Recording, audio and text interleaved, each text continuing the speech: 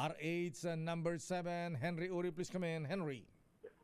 Deo and Thea, naniniwala ang defense panel ni Vice President Sara Duterte na nahit nila ngayong araw ng Day 14 ng impeachment trial. Partikular, ang target nilang maipaliwanag sa publiko ang paggamit ng confidential fund ng Office of the Vice President. Sa katatapos lamang ng press conference ni Atty. Michael Poa, tagapagsalita at lawyer ng defense panel, sinabi nito na bagamat very challenging sa kanila na magsalita at maipaliwanag lahat ng mga bagay at para hindi sila makaakusahan ng subjudice, naniniwala sila na sa impeachment court ay nakuha nila kanilang target na maintindihan ng publiko ang pinaggamitan ng OBP ng kanilang Confidential Intelligence Fund.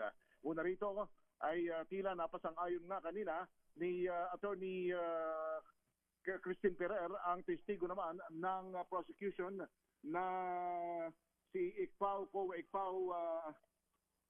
Eileen Del Campo na ipinakita ni Attorney Ferrer ang mga dokumento kung saan nagpapatunay na ilan sa mga pinagdamitan ng OBP na kanilang intelligence fund ay ang intelligence gathering, lalo na sa pagkuha ng mga advance information sa mga pinupuntahan at dinadaluhang meeting ng pangalawang Pangulo. Inihalimbawa ni Ferrer ang mga pinuntahan ni VP Sara noong 2023, partikular ang mga event sa Ortigas, sa Ecoland sa Davao at isang lugar naman sa Bulacan kung saan bahagi ng Intel Works ay pakikipag-usap sa iba't ibang mga otoridad, pag-profile sa mga dadalo at pupunta sa mga naturang event na bagay na ginawa at trinabaho ng Vice Presidential Security Group na ginamitan din ng Intelligence Fund. Ginawa ng depensa ang nasabing pagpapatunay na ginamit nila ang pera sa Intel operation matapos ng lumutang naman kahapon Deo na may mga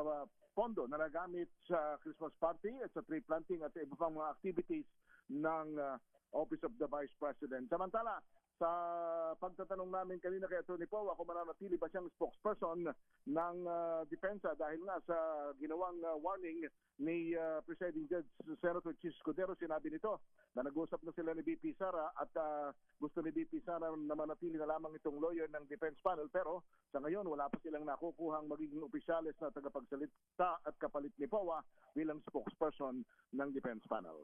Para sa VP Sara Impeachment Trial Special Coverage ng DZRH, ako si Henry Uri, una sa Pilipinas, una sa Pilipino.